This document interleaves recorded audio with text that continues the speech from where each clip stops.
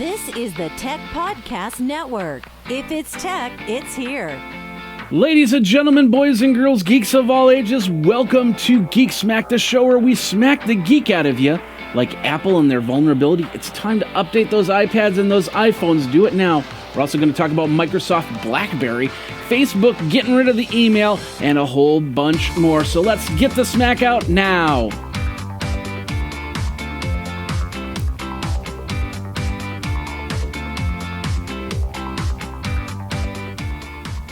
Hey everybody, Jeffrey Powers here. Welcome to Geek Smack, the show where we smack the geek out of you. A nice smack. Boom, like that. We do it every single Tuesday for your Wednesday consumption. If you're listening out on iTunes, if you're listening out on Stitcher, thank you very much for coming to the audio version. If you're watching on YouTube over at youtube.com/Geekazine, or on your TV or your computer or something like that, thank you very much for coming to the video version. We do this, like I said, every single Tuesday for Wednesday consumption. Usually we do it live, but lots of things have been happening in the last few weeks, and we're going to talk about that right now. Basically, first of all, what'd you think of the intro? A little bit of updates to that, and of course that's going to roll out a little bit more as we go from here. But 2 weeks ago I was in Vegas for the Downtown Las Vegas project, did a ton of video. Last week I was going to do the show, but that just kind of didn't happen, so because everybody seems to want to meet on Tuesday. It's like, I do a show on Tuesday, and Geek Smack takes the highest of priorities, but there's always something that has to take a higher priority, and it has to do with money, so you have to kind of figure it out and say, okay, this is how it's going to go, and so I do apologize for last week not having a show up, but we've got to show out this week. And of course, episode number 291, which means we're on the road to 300 episodes in the next few weeks. So really excited about that. So, of course, like I said, all that video for CES. I still got a few videos from CES, a couple videos from downtown Las Vegas, and then I head out to South by Southwest, and that's going to be fun just as well. Have a lot of last year's South by Southwest was a lot of fun. This year's even more fun. I'm pretty sure of it. Got a lot of cool interviews set up already. Of course, if you're going to South by Southwest, your company, and you want to be interviewed by me, just let me know. My Twitter handle is Geekazine. Think magazine. Put in a geek. You've got Geekazine. And of course, email is geekazine@gmail.com. Want to give out a great shout out and congratulations to the folks over at Sportsnaut, over at sportsnaut.com. Think Juggernaut, put in Sportsnaut. It kind of works on that. Anyway, they put out their first podcast on Monday, and of course they're doing sports podcasts. They had some interviews. I'm not sure who they're interviewing today, but check it out over at sportsnaut.com, sportsnaut.com, and go from there.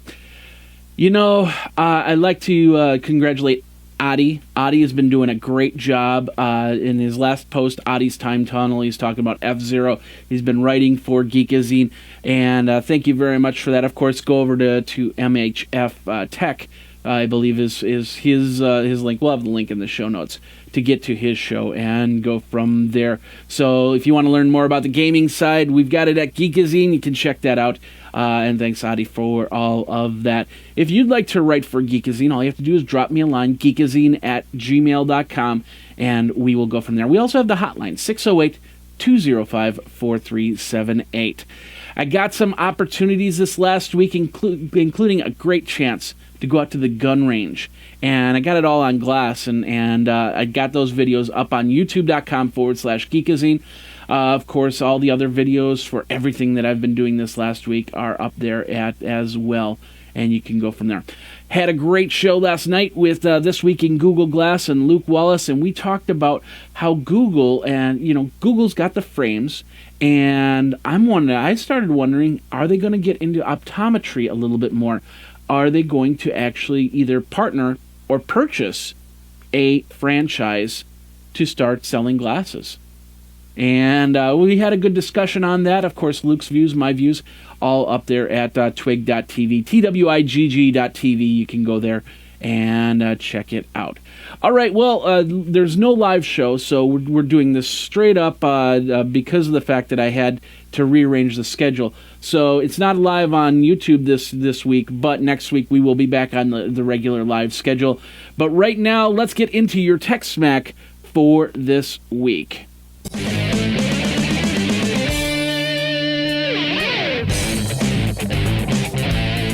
And of course, Tech Smack is brought to you by our friends over at Carbonite.com. Backup now, backup often, backup off-site. You never know, fire, flood, and any other issue could take down all your data, your pictures, your documents, your music, whatever you have on your computer. Because we all have stuff on it. And even with these, even with tablets, even with smartphones, they could get stolen tomorrow. They could get damaged tomorrow. And the pictures didn't get uploaded anywhere or anything like that. Well, now you don't have an excuse. That's why you have the Carbonite backup system, a better backup plan, as they say, where you can check it out. You can get unlimited backups online. You can back up your files automatically on one computer or multiple computers, depending on what your plan is. You can access your files from any computer. So that means if I back up this computer right here and I'm in Las Vegas and I only have my iPad nearby, I can log in via Carbonite and pull that information down and go from there. Check it out. There's two things. If you are just a regular consumer wants to back up one machine, check out Geekazine.com/carbon free. Carbon free. Geekazine.com/carbon free will get you there for a 15-day free trial. If you're a business that wants to get into there, then go to Geekazine.com/carbonite. Carbonite will get you a business solution. That's over at Carbonite.com. Backup now, backup often, backup off site with Carbonite. All right, ladies and gentlemen, let's get into the Geek Smack news for the day. We're going to start Mobile World Congress. Mobile World Congress is happening. And, of course, Samsung took over Monday afternoon with lots of great news and their big announcement. And that's the Samsung Galaxy S5. The newest of phones has arrived. And that really doesn't show too much. But basically, that's a phone on a table. And they wanted to show off that tactile back feel that you'll be able to get. I guess it's so you don't drop your phone as much in a glass. iPhones are glass, so they're slippery. There's no traction, so it could just slide right out of your hand. It's very possible. But anyway, Samsung Galaxy S5, of course, their new line of watches, including their fitness watch, which looked very, very impressive. The phone itself got some major upgrades. The new Snapdragon processor, so it'll run even faster than ever. The low battery mode, and I don't understand why Android just doesn't put this in here. What I understand of it is it basically turns off every single application except for texts and except for the phone. And that's it. So you can't play Angry Birds in this low power mode. You can't check your Facebook statuses in this low power mode. But you can actually call somebody. You can actually send a text message.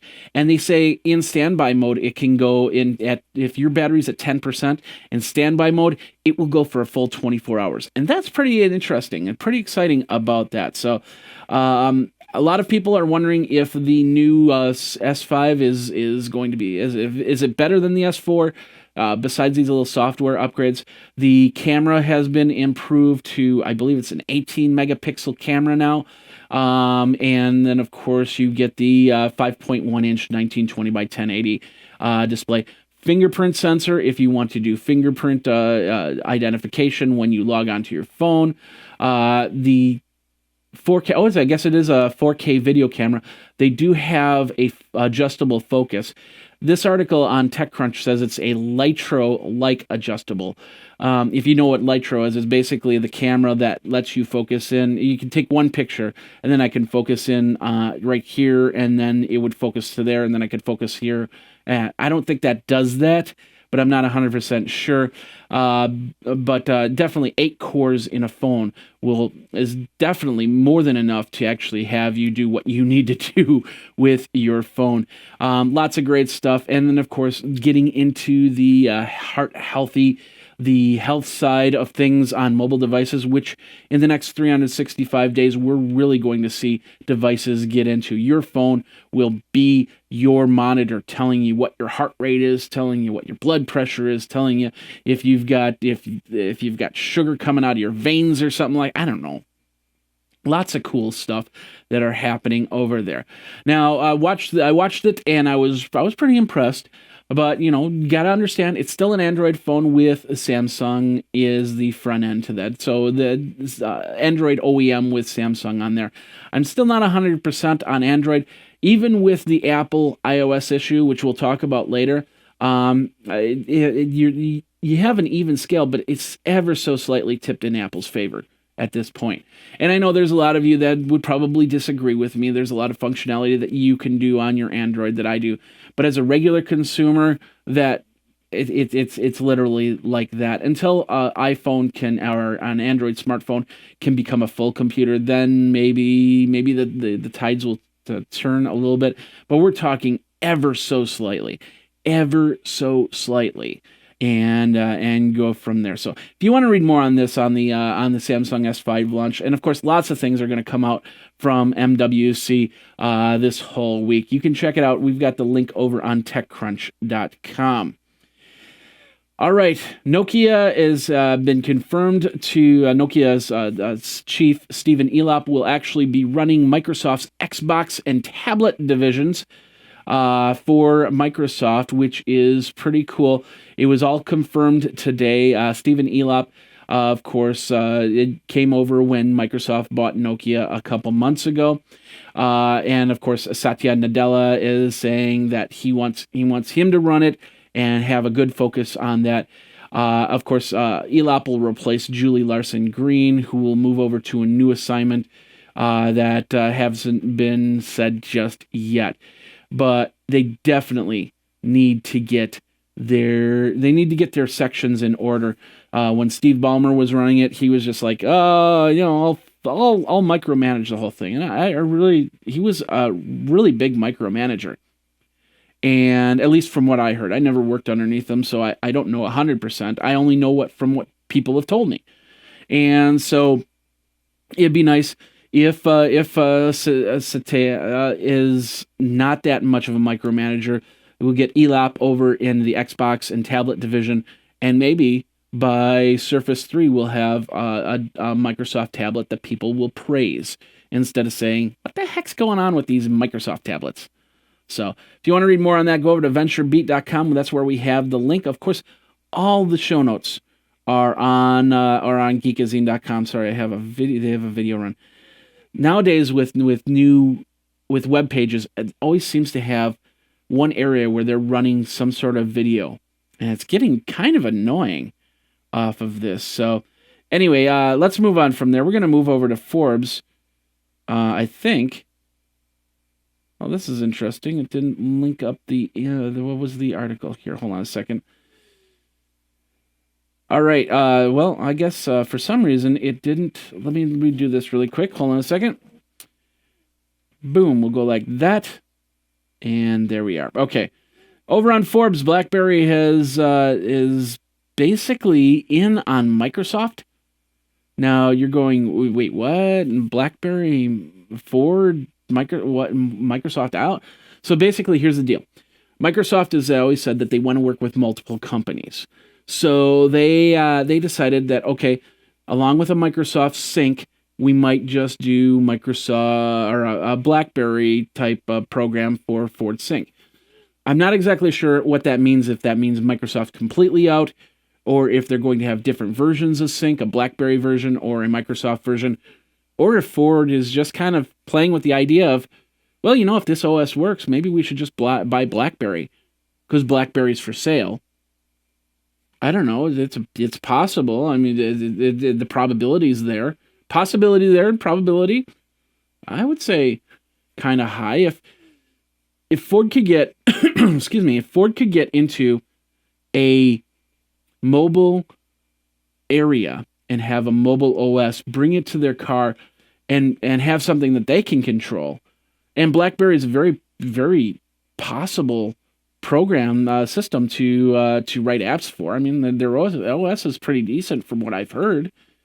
So if Ford was to take that and turn that into a car OS as opposed to a phone OS, I don't know, would that happen? It's got security to it. It's got there's nothing wrong with the BlackBerry software. It just hasn't really, people really haven't been excited about BlackBerry lately. So there's a possibility there, right? I don't know.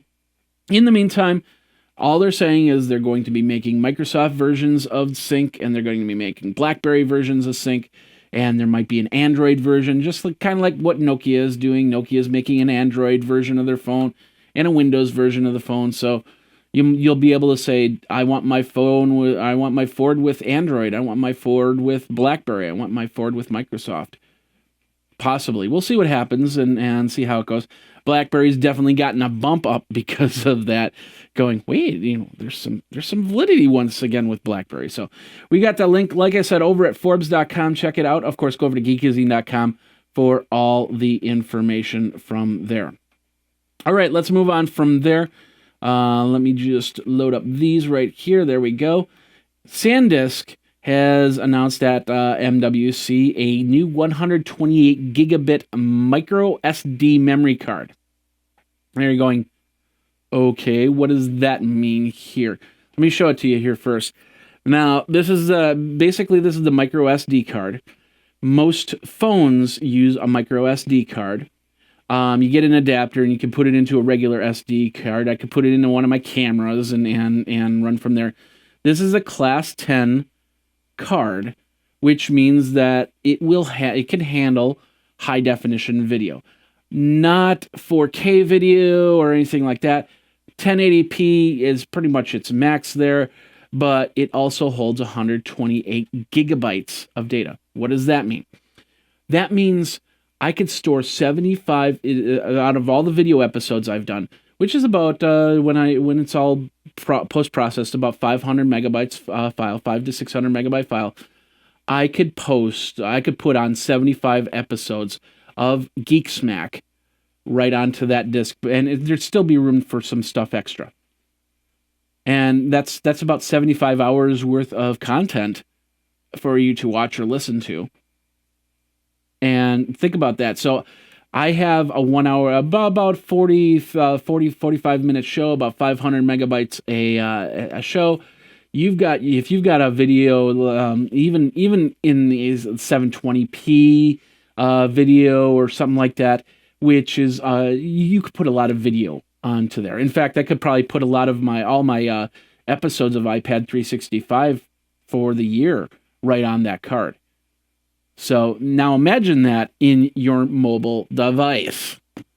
Yeah, you won't have to worry about downloading those pictures off your phone for a very long time, although you should back it up with Carbonite. Yeah, definitely you'd basically have a lot of pictures, a lot of video on your device, and you wouldn't have to worry about it. You wouldn't have to have a computer to offload it to. And you could put it up on Google Plus, you could put it up on Facebook and all that other good stuff and go from there. So that is what it really means. The price, now the coolest thing is the price is $119 for 128 gigabytes. I would figure that this started about $250 to $300 and then come down. So it's very usable, it's very doable. Like I said, I could put it in like a video camera like this, but since it's a micro SD card to SD converter, I probably would want to get an SD card or a camera that would run micro SD as well. But we're getting into SSD solid state drives technology, and 128 gigabit, 240 gigabit is usually where the SSD technology is. And of course, they're now at about 512 to a terabyte. And if we can get these cards to a terabyte, that might be what's powering inside of your computers nowadays. And like I said, mobile devices, easy. Simple as that. If it's got a card slot, put it in. You're good. So if you want to read more on that, go over to AndroidCentral.com. We'll have the link in the show notes and go from there. All right. Poor T-Mobile. They're trying so well. They got rid of all those ideas of contracts and stuff like that. They figured it would pick up business and no, it hasn't. It has not. In fact, they continue to mount losses. The net loss for the fourth quarter totaled $20 million, and of course they have all these interest expenses of $234 million. And with profit, they could have grown about 18% to $1.24 billion. They're working on it, but it's just, I don't know if it's working or not for them. Of course, they merged with Metro PCS, trying to get those customers that don't want the AT&Ts or the Verizons or anything like that. But I think it's more to the point of the people that want a phone but don't care about a phone number, and if they lose the phone next month, oh well, too bad, I'll get a new phone. I've had my cell phone number since 1998, and I feel that it's very important for me to have a very stable number, and so I wouldn't want a month-to-month type contract on that, because somebody, and then all of a sudden your phone number goes into a pool, and then you lose your phone number, you got to start all over again. So my cell phone number has been the same since 1998, and I'm not planning to change that. As for T-Mobile, it's I don't know. There's a lot of people that love T-Mobile. There's a lot of people that hate T-Mobile. It really depends on where you are in the country. If you don't have T-Mobile service in your town, you're going to hate it. Simple as that.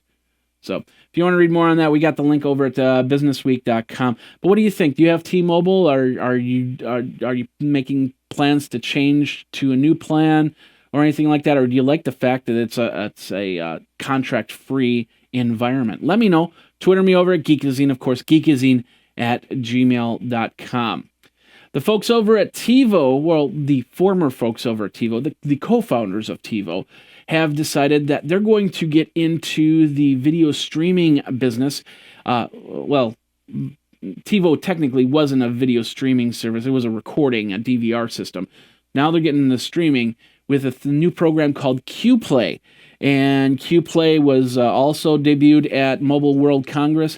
And basically what it is a mobile device that will then push to a TV of your favorite YouTube videos or anything like that. Michael Ramsey, Jim Barton unveiled TiVo 15 years ago, and of course they want to try, and they're getting into the next generation of content. And it's, right now you have your DVR, but in 2 years, your DVR will be replaced completely by cloud curated content. Now, you're saying to yourself, well, there's, with HBO Go and Showtime coming onto over-the-top television, that shows it a little bit. But more to the point, it's like, oh, I like to record Big Bang Theory and then watch it a half hour later. Right now, you can't do that. But in a couple years, it's very possible.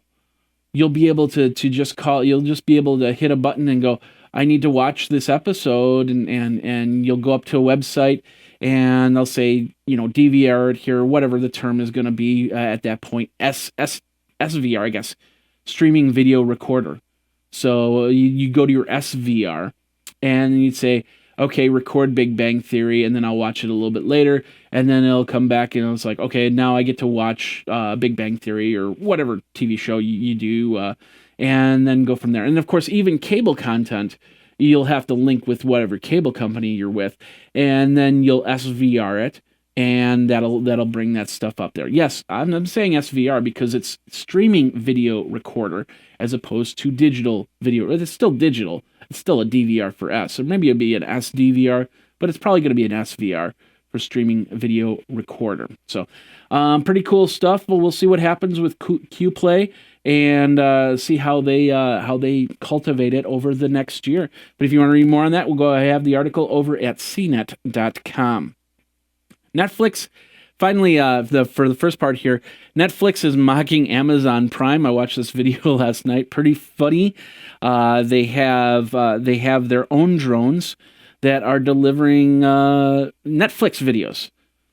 Now, I haven't had a Netflix video delivered to me in years, so I don't know if that would be funny if they could do that.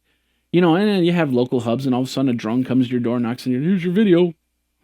But yeah, it was all a mocking of Amazon to try and, you know, booster some you know, play there between the two and have a little bit of fun. So if you haven't seen it, check it out. We have the link in the show notes. And that does it for the first part of Geek Smack. We're going to get you into the second part of Geek Smack, and we're going to do that right after, right in a second. So you're watching Geek Smack. And of course, we're going to talk about Apple and the vulnerability and what you need to do to fix it. And there was even a new patch that came out this morning. So we're going to talk about that, and we will be right back. You are watching Geek Smack.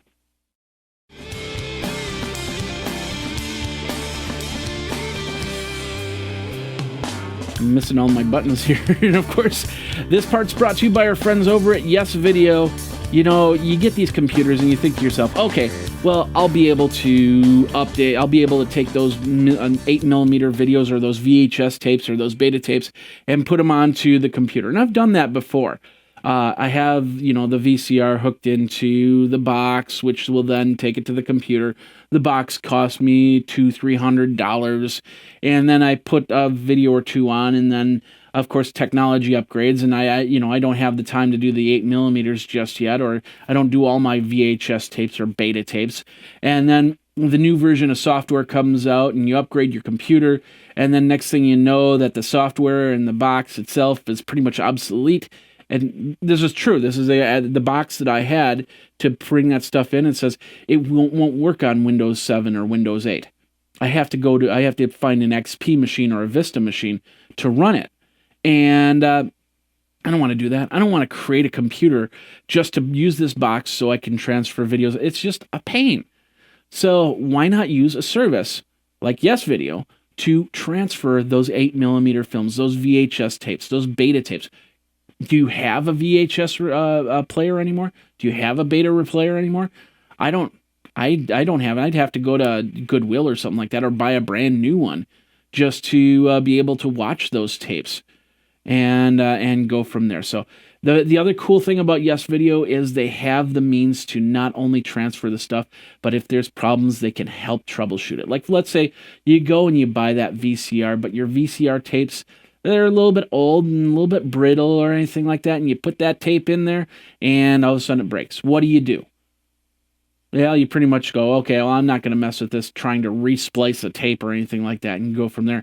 Same thing with 8mm video. You want to handle it with kid gloves. You want to get it transferred over, and you want to do it with little problem. That's what Yes Video is all about. Check it out. Let's show them. I'll show them the website right here. You can access, and then that's the other cool thing is you can access everything online. So once you put the video up on Yes Video, there'll be an area so you can download it and you can use it to create your own DVDs. They can have them create DVDs for you. You can share those moments online. Or if there was something that was really funny that happened while you were a kid, put it up on YouTube and let everybody see from there. That's over at Yes Video. Remember, geekazine.com/yes. Geekazine.com/yes. And then, of course, they've been doing a 30% off, but usually you get 20% off with that promo code 20TR. 20TR get you the 20% off. But I think they're doing a 30% special right now. You can check it so you can watch all your moments again and again, you as a kid, with Yes Video. All right, let's move on from here. Let's do your Geekedia of the week.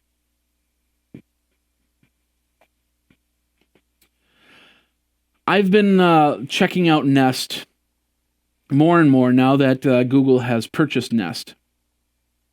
And I find, like for instance, I was 2 weeks ago, I was in Vegas and I couldn't really control my thermostat from there.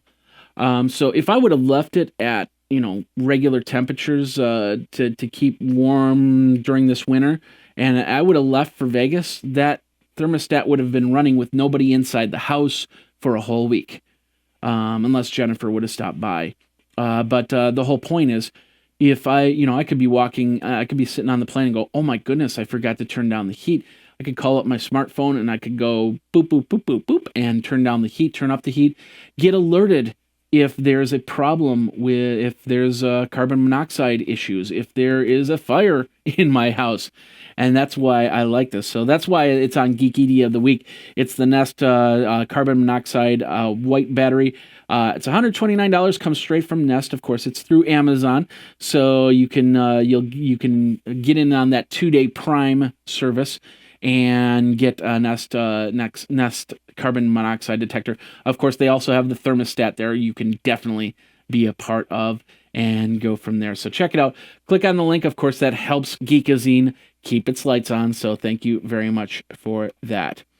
All right, let's move on from here. Microsoft, like I said earlier, Steve and Elop is going to be taking care of the Xbox division of Microsoft, and Microsoft's actually talking about cutting the Xbox One price to match the PS4. Right now it's $499 for the Xbox One, but apparently, let's flip over here. But apparently, you can get. They want to go down to $399. This article talks about why you shouldn't get it down to PS4 prices.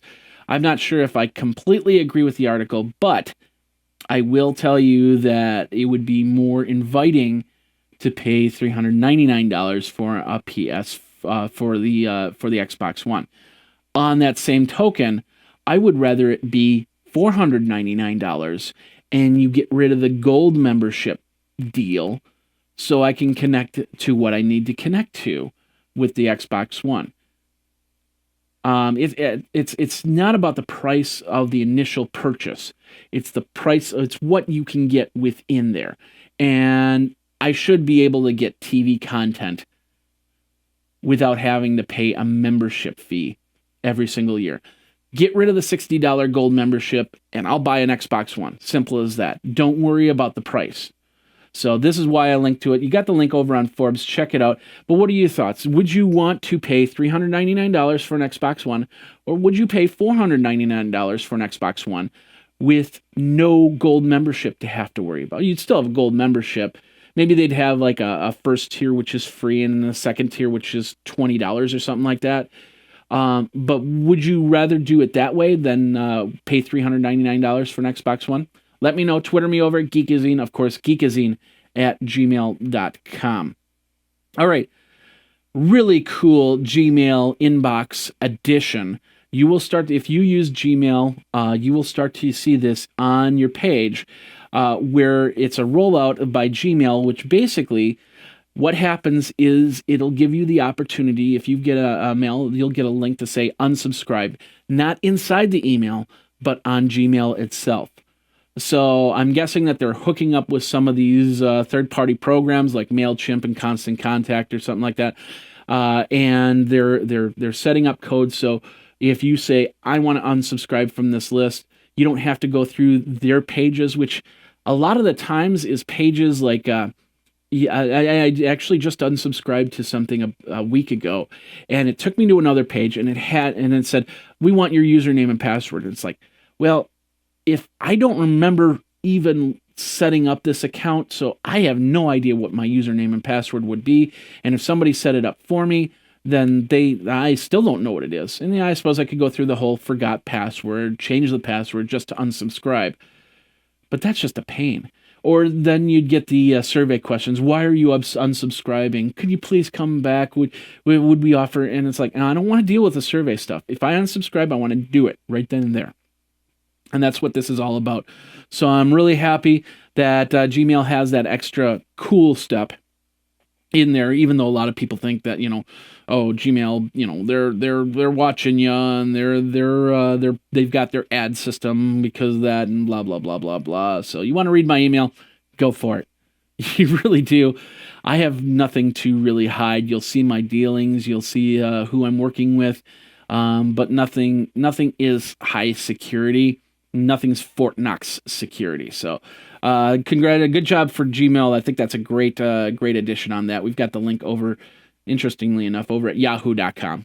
Where's the link is. So, speaking of email, Facebook has decided to ditch Facebook.com. About a year ago, they launched, or was it? No, it was 2010.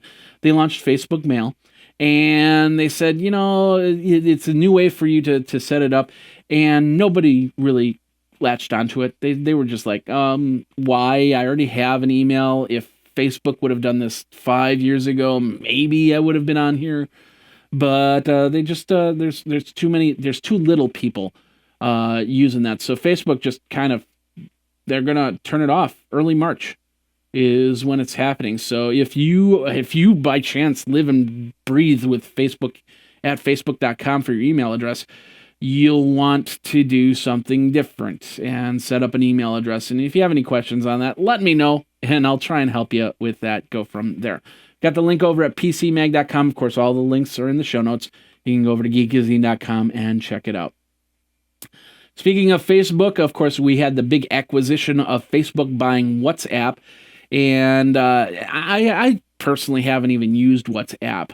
And it's the whole idea of WhatsApp is to actually bring a lot of the tweeners back in, the kids from 13 to I think it's like 30 is the group that's kind of falling off the Facebook bandwagon there. So, but anyway, Facebook WhatsApp is continuing on. They're moving on forward. Even though Facebook's purchased them, they're going to keep it as separate as possible. So, and they're adding to it. So WhatsApp is actually going to get voice features into the program. Of course, at the Mobile World Congress, WhatsApp CEO Jan Korum basically said that they're going to do voice rollout in the next couple months here. The service will be free and rolling soon. So you might get it earlier, you might get it later. It really depends on where you are in the totem pole, I suppose, and go from there. But they want to make sure everybody has the ability to stay in touch with friends and loved ones and have it very affordable. So they're going to be I don't know if they're competing with Skype or Google Voice on that, which means that Facebook has a new angle to Facebook there with WhatsApp and the voice messaging system. So and texting, of course, with WhatsApp on there. So have you downloaded WhatsApp? Have you used WhatsApp? What do you think of it? Do you like it? Do you not like it? Let me know. Twitter me. This might be the reason why they're getting rid of the @facebook.com. Maybe you'll actually start getting an email address for WhatsApp, and then you'll use WhatsApp to do all your messaging, your emailing, your SMSing, and whatever. So that could be the reason why Facebook.com is going, the @facebook.com email system is going down. So want to read more on that? We got the link over at CNN.com. All right, Verizon doesn't get it. And okay, so let me preface this. Comcast worked out a deal with Netflix, where Netflix is actually paying Comcast for some of the help with some of the bandwidth, because there's these bandwidth issues, net neutrality, blah, blah, the whole thing. If you watch Netflix on your mobile device, and you watch a lot of Netflix on your mobile device, they might start throttling you down. So all of a sudden you see slowdowns from Netflix and Hulu and stuff like that. Well, Netflix wants to work with these companies, so they with Comcast they set it up so that doesn't happen. There's no throttling that happens. Verizon, they've been talking with Verizon, but Verizon CEO has basically said, you know something? No, if you use our system to watch your movies, your TV shows, then we're going to throttle you unless you pay more. If you want that super high fast speed, you've got to pay more. And they don't get it. And here's why I say they don't get it. It doesn't matter to you where the service comes from. If Verizon starts throttling down and AT&T and Sprint can say, we don't throttle this stuff. You can watch Netflix all you want. And of course, Sprint has that unlimited bandwidth thing, so you can watch all the Netflix you want, and we're not going to throttle it down. Then how many people are going to stick on Verizon, even though they've got the red coverage map out there? And same thing with AT&T. If they say, your data is your data, and we're not going to worry about. Well, we're going to worry about it, but we're not going to sit there and go, hey, if you're a heavy user, you need to pay more. Because think about it. I was in Las Vegas 2 weeks ago, and with my phone, I relied solely on the internet connection through my carrier. And so I literally within the week I hit a 2 gigabyte cap, even though I've got the unlimited service. I hit 2 gigabytes, which my phone warns me on, and this when I look at the bill, it'll say I'm at like 3-4 gigabytes. Now every other month, if you look at it, I'm hooked up to my own Wi-Fi here, so, and coffee shops and stuff like that. So the caps are completely different. So if I lived in like New York and I'm going back and forth on a subway, or I live in San Francisco, go back and forth on a subway, and the wireless is shoddy at best, I'll hook up to my regular carrier to watch a TV show, because it's going to take 30 minutes to go from point A to point B. And I'm going to watch that show. And of course, I'm going to incur higher bandwidth issues. Now, here's the other thing. Video is not going away. Netflix is going to get bigger and bigger. In fact, they're already talking about how 4K, the House of Cards, which is now in 4K, you could watch it on a 4K TV, how it's actually hitting some people's caps. So if they watch the whole second series of House of Cards, they've hit their cap for the month. We are getting more and more video, and to throttle it down is just dumb. I mean, you need to figure out your costs and everything like that, and I totally understand that, but throttling it down means that you're making customers dissatisfied, and they're not going to know that you're throttling it down because of the fact that they're watching too much Netflix. All they know is they're trying to watch Netflix, and it keeps stopping on them. And they're going to do one of two things. They're either going to complain to Netflix, or they're going to complain to the phone carrier. And the phone carrier is going to go, well, you watch too much. And they go, what? I watch too much on my phone? Okay, I'm going to find a plan where they don't do that. And go from there.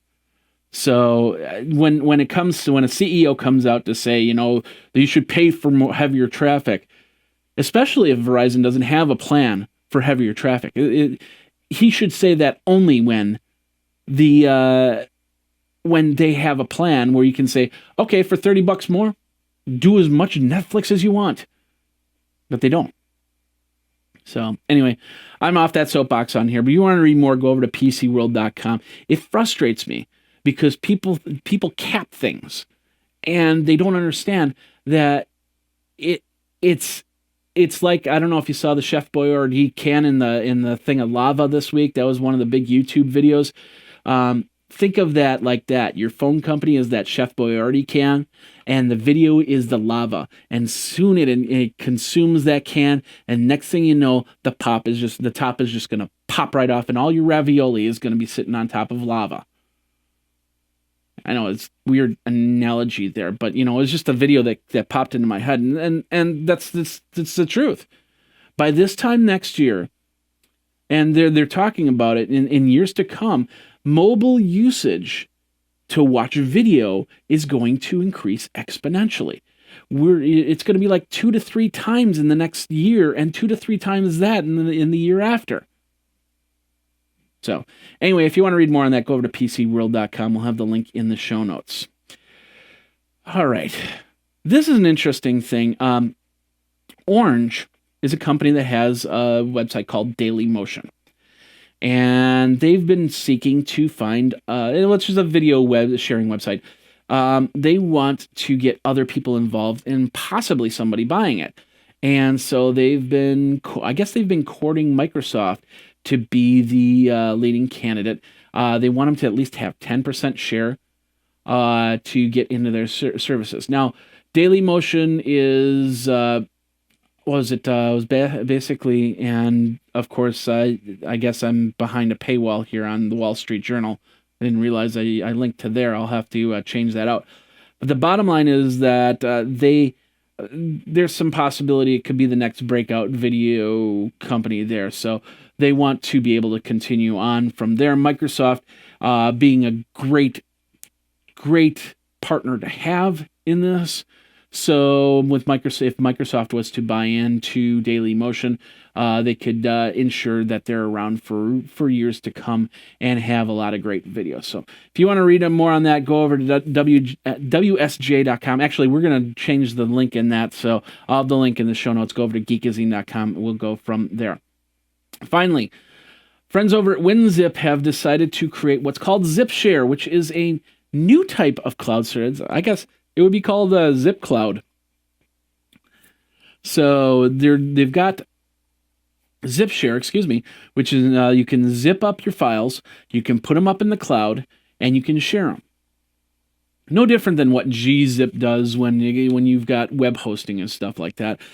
So it compresses the file as best as possible, and then when I want to read it or somebody else wants to read it, they can download it pretty easily, and then it uncompresses probably through a program on the desktop. So really cool stuff, and it sounds like a great next step in our Webelution. Webelution. I'm gonna call it Webelution. So ZipShare lets users zip and share files from both the computer as from Box, Dropbox, Google Drive, OneDrive, SugarSync, Hightail, CloudMe, and many other services. With more coming soon. So if you're looking for a service like that, you check that out. We've got the link in the show notes. It's over at TechCrunch. Otherwise, go over to Geekazine.com and check that out. Go from there.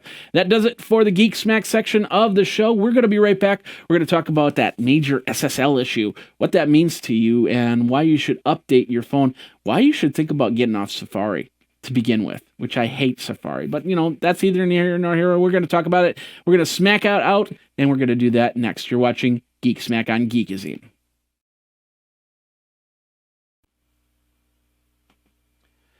It's more than just 750 channels that the Roku can offer that gives you all that content. Each channel can have sub-channels in it, so you can have tens of thousands of hours of video watching and game playing out of your Roku, and prices only start at $49.99. Of course, the Roku 3 for $99.99, and of course you can get the games, you get the game remote as well, and then the privacy mode where you can plug in your headphones right in the remote. That's perfect for when your partner is sleeping, but you want to watch something on TV. Lots of great stuff, from Angry Birds to Amazon to Hulu, and of course the Tech Podcast channel. Let me show you this really quick. This is how you get to some of the content from Geekazine on the Tech Podcast channel. You just go into the Tech Podcast video, and you're going to go into Tech News, and you're going to find like the special events, iPad 365, Geek Smack, and a whole bunch more. A lot of other tech podcast shows right on that Roku for you, right at your fingertips, right through the remote. And then, of course, you can get your Netflix, you can get your Amazon, you can get your Hulu just as easy, and many more channels. PBS, we've got Redbox Instant, TV Guide, Sci-Fi Channel, and much more. Check it out. It's all over at Roku. Remember, geekazine.com/Roku. Of course, that helps me keep the lights on for all my shows. Thank you very much. And go over where streaming is made simple.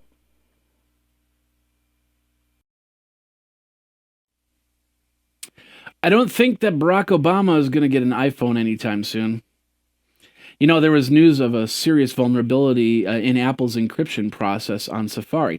So, according to some, the vulnerability deals with their secure socket layer, or SSL. When you connect via SSL, your data is supposed to be encrypted and when passing through, and so nobody can decrypt it and find out what you're sending. This really only affects if you're using Safari to connect to secure web pages, such as your bank account or payment pages. It was found that earlier last week, an attacker could capture or modify the data of any iOS device or from any Mac device as well. It was an error in the Safari browser code, which nobody kind of knew how it got there, but it must have been there for a while because they're updating iOS 6 and iOS 7. Since then, Apple has released an update for iOS 7, iOS 6, Apple TV. No word on iOS 5.1.1 if it's affected or if there's a patch that needs to be put on there.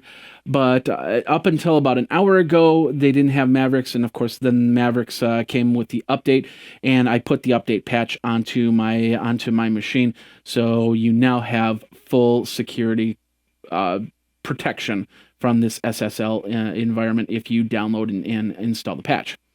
This is one of the reasons why I don't prefer Safari as a primary browser. First of all, it's the fourth out of the four, Firefox, Chrome, IE, and Safari, it's 4 in rank. It's not the first time security has been an issue with Safari. It wasn't even until a couple of years ago and pressure from the public that Apple decided to finally give Safari some sort of phishing measures or security for that matter. Now, if you've ever done any in-app purchases, you may have been using this bad SSL certificate information in there. Some apps can choose which SSL certificates that they can use, and they can create their own and use it from there. It really depended on how they handled the in-app purchases in the app. What can you do to make sure this doesn't happen again? Now, first of all, you can switch to another browser such as Chrome or Firefox. Firefox is still in development, but Chrome is out there. I use it all the time on my iPad and on my when I did have an iPhone, but of course on my Android phone I use Chrome for the main browser. It runs off their own SSL commands, so you don't have to worry about the vulnerability. Now, you can also purchase and maintain your own SSL certificate. I'll have a link in the show notes from HTTP Watch on how you can set up your own SSL certificate for email and for other things. I don't think it does. It won't do. I don't know if it'll do FaceTime or not, but it'll give you some security that you can control from there. Now, Apple has issued update patches for iOS 7, 7.0.6, which you can download now, iOS 6.1.6, which of course you can download now, and of course, like I said, Mavericks just updated about an hour and a half ago to 10.9.2. It may be more secure, it's always that question of why wasn't it spotted earlier? Now, if you cannot update to the latest, you might want to look for alternatives. Like I said, that SSL, get your own SSL certificate, put it into your machine, put it onto the mail, so you control your SSL information. If you encrypt any email, if you encrypt your FaceTime or use a Safari browser, mostly for that Safari browser. Because if you're using Safari to go to your bank page or purchase pages or anything like that, then you want to have good SSL certificates in there. And I would really suggest moving to Chrome if you're going to do it onto a computer, and even on your iPad or iPhone, and go from there. And of course, if you use that 1Password feature that Safari was talking about earlier in the year that they put into Safari, you might want to think about moving around your passwords, changing your passwords, and once you get the encryption update on there, if you decide to continue to use Safari. Lots of information there. I know if you've never used anything other than Safari browser, I highly suggest taking a look at Firefox or Chrome.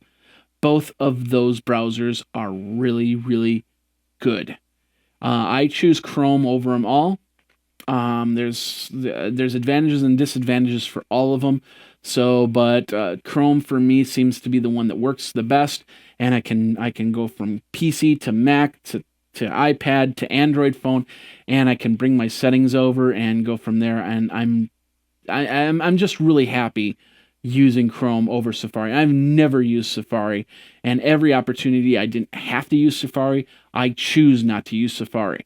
I think Apple should just completely ditch Safari and say, hey, Google, make a Chrome for iPhone. It's not going to happen. I know that. But they need to do something. So anyway, what do you think?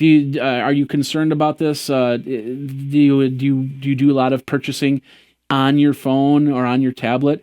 Have you done the update? Has that fixed the problem? Do you feel a little bit better? Let me know. Twitter me over at Geekazine. Geekazine@gmail.com. And of course, the hotline is 608-205-4378. All right, well, that does it for this episode of Geek Smack. My name is Jeffrey Powers. Glad you can come to the show. Glad you can smack some geek out with me for about an hour. And of course, we're going to do this. We'll be back next week. Of course, in 2 weeks, I'll be at South by Southwest. So I don't know what my schedule will entail. Maybe I'll do something quick and easy for you guys at South by Southwest. But until then, you guys geek out, and we'll see you next time on Geek Smack. My name is Jeffrey Powers. You guys take care.